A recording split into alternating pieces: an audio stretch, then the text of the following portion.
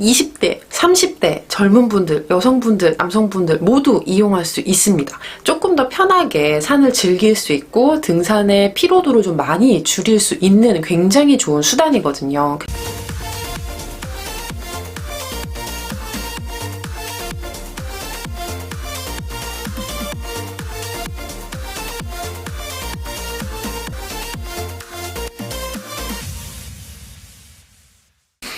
여러분 안녕하세요. 산타는 여자 윤입니다. 자, 여러분 오늘은 제가 자주 요즘에 이용하고 있는 안내산악회에 대해서 설명을 좀 드리려고 해요.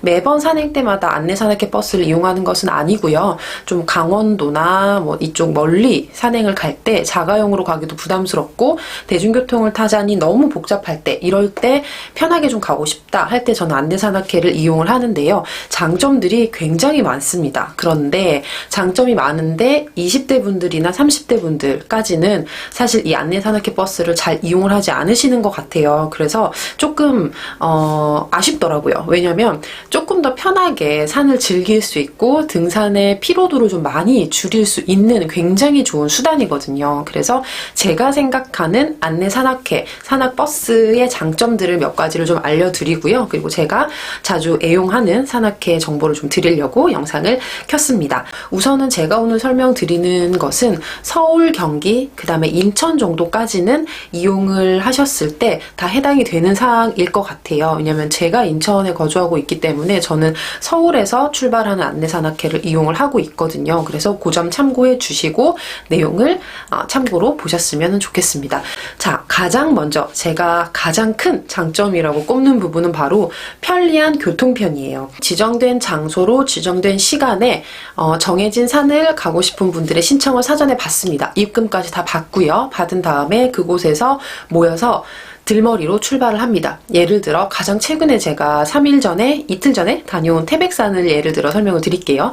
태백산을 가고자 하는 분들은 사전에 안내산악회 공지에 따라서 가고 싶은 분들은 신청을 하게 되고요. 신청을 하고 입금까지 마친 분들은 지정된 장소에 지정된 시간에 모입니다. 그러면 지정된 버스를 한 번에 타게 되고요. 그 버스가 정해진 들머리까지 이동을 합니다. 제가 이번에는 유일사가 아닌 태백산 화방제 코스에서 시작을 했어요. 그래서 화방제까지 등산로 입구까지 버스가 딱 섭니다.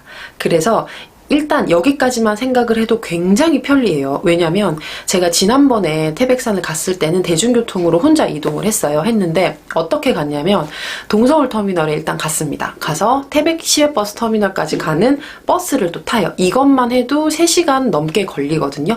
여기다가 태백 시외버스 터미널에 내린 다음에 그땐 유일사로 갔으니까 유일사 매표소까지 또 이동을 해야 하는데 버스나 이런 것들이 마땅치 않을 때는 택시를 타요. 제가 그때는 택시를 탔거든요. 그래서 택시를 탔는데 택시로 또 15분을 또 이동을 해야 들머리까지 이동을 할 수 있어요.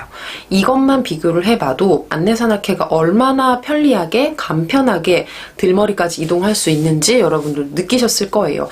비용 차이도 마찬가지입니다. 이 태백산은 이번에 갔던 제가 코스는 38,000원을 제가 내고 왕복이에요. 왕복 비용으로 딱 38,000원만 내고서 들머리까지 이동, 그 다음에 날머리에서 타고 다시 모였던 장소로 이동, 서울 이동하는, 이게 모두 다 포함된 가격입니다. 심지어 28인승 우등 버스였고요. 이 가격과 제가 스스로 대중교통을 타고 이용했을 때는 가는 동서울에서 태백 시외버스터미널까지 가는 비용만 해도 31,000원이 넘었었어요. 왕복으로 하면은 63,000원 정도 나왔고요. 거기 택시비 이것저것 포함을 하면 2배는 더 넘게 가격 차이도 나요. 그래서 제가 가장 먼저 뽑은 거는 바로 이 편리한 교통편입니다. 거기에 금액도 많이 저렴하다는 점, 이게 가장 큰 장점인 것 같아요. 안내산악회는 버스를 타기만 하면, 타는 곳까지 가기만 하면 들머리까지, 그리고 하산을 한 뒤 날머리에 딱 버스가 대기를 하고 있습니다. 그 점이 저는 너무너무 좋은 것 같아요. 물론 자가용을 이용을 하는 분들은 해당 사항이 없겠지만 저처럼 조금 인천이나 다른 지역에 거주를 하면서 좀 먼 산을 가고 싶다 했을 때는 사실 자차로 이동하는 것 자체가 너무너무 힘들거든요. 그러면 등산을 하기 전에 이미 좀 지치고, 문제는 또 하산을 하고 난 후에 장거리 산행을 했다면 체력이 많이 떨어져 있는 상태이기 때문에 굉장히 졸리고 피곤합니다. 그럴 때 또 3-4시간 이상 운전을 해서 다시 집으로 돌아온다는 거는 굉장히 위험하기도 하고 힘들기도 하기 때문에 제가 거의 하지 않는 산행의 그 방식이고요. 그래서 저는 이 편리한 교통 이거를 가장 큰 장점으로 꼽고 있습니다. 두 번째 장점은 우리 등산을 할 때 들머리와 날머리가 다른 거를 좋아하는 분들이 굉장히 많으실 거예요. 저도 마찬가지이긴 한데 산악버스를 이용했을 때는 들머리와 날머리가 다르게 이동을 할 수가 있는데 교통편 걱정을 안 해도 된다는 점입니다. 왜냐면 들머리가 정해져 있고 그쪽에 버스가 서고요. 거기서 이제 모두 하차를 하고 정해진 등산로를 따라 정해진 시간 동안 등산을 편안하게 하신 다음에 날머리를 다르게 내려오면 그 날머리에 버스가 딱 대기를 하고 있습니다.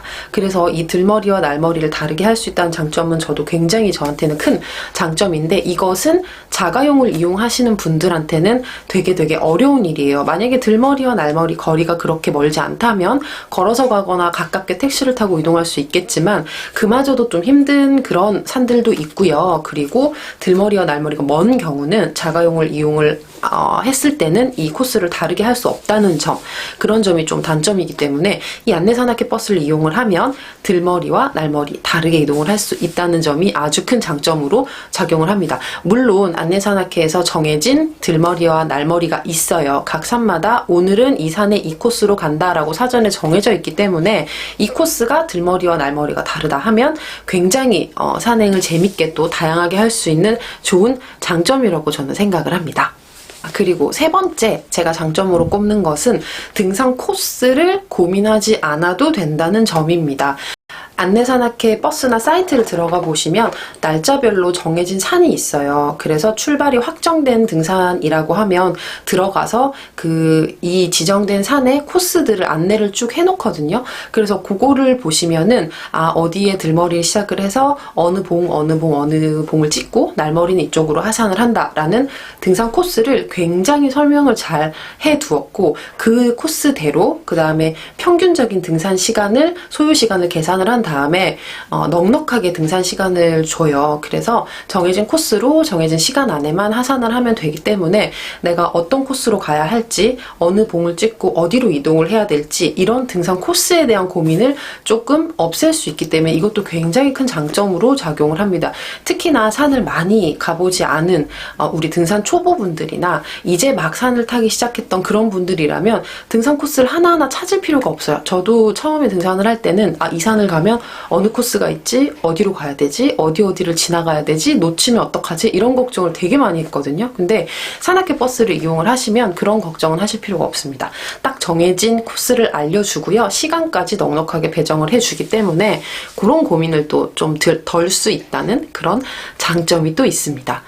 자, 그리고 네 번째 장점이라고 생각하는 건 이거는 상황에 따라 조금은 다를 수가 있는데 제가 느낀 것은 가려고 하는 산에 대한 정보를 조금 더 디테일하고 자세한 정보를 알 수 있다는 점이에요. 이게 왜 그러냐면 제가 이번에 특히나 태백산 다녀오면서 되게 많이 느낀 건데 우선은 이 안내산악회에는 인솔 대장님이 함께 탑승을 합니다. 버스에서 오늘 오를 산에 대한 정보를 굉장히 알차게 많이 설명해 주시는 분들이 계세요.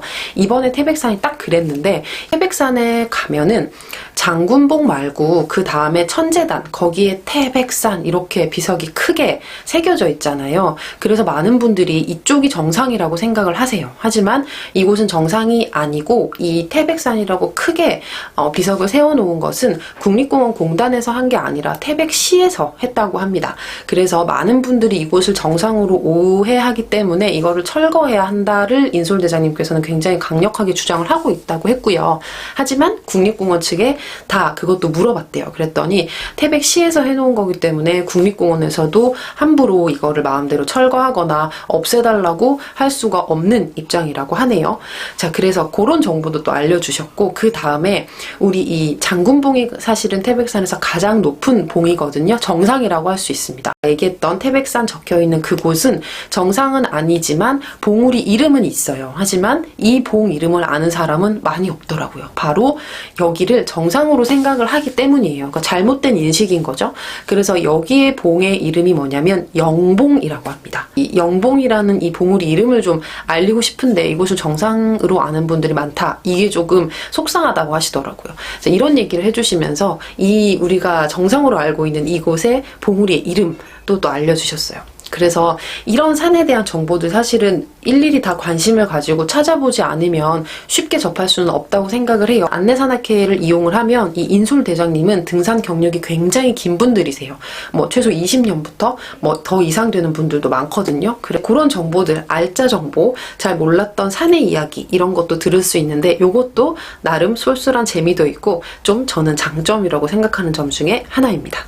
마지막으로는 제가 이용을 하고 있는 안내산악회가 어떤 곳인지 좀 간단하게 얘기를 드릴 거예요. 왜냐면 저도 그냥 그 수많은 수백, 수천 명의 안내산악회 이용자 중에 한 명일 뿐이고 제가 뭐 여기서 관리자를 맡거나 하는 건 절대 아니기 때문에 아주 자세한 정보보다는 어떻게 이용을 할 수 있는지 20대, 30대, 40대 어느 연령층이든 다 이용이 가능하다. 이런 점을 좀 설명을 드리고 싶어요. 저는 반더룽 산악회라는 버스를 자주 이용을 하는데요.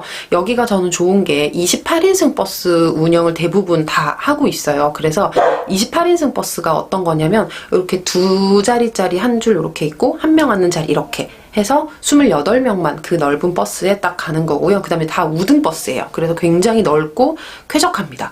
자, 이 버스를 이용을 하는데요. 반더룽 같은 경우는 모이는 장소가 세 곳이에요. 우선 사당역, 그 다음은 양재, 그 다음은 죽전, 이렇게 세 곳에서 우리 이 산악인들을 태우고 출발을 하십니다. 그렇게 해서 신청을 할 때 어디서 탑승하겠다라고 같이 써서 몇 명 신청합니다. 어디서 탑승 이렇게 쓰면은 이제 거기에 맞게 그날 그 시간에 가서 기다리면 버스를 탈 수 있어요.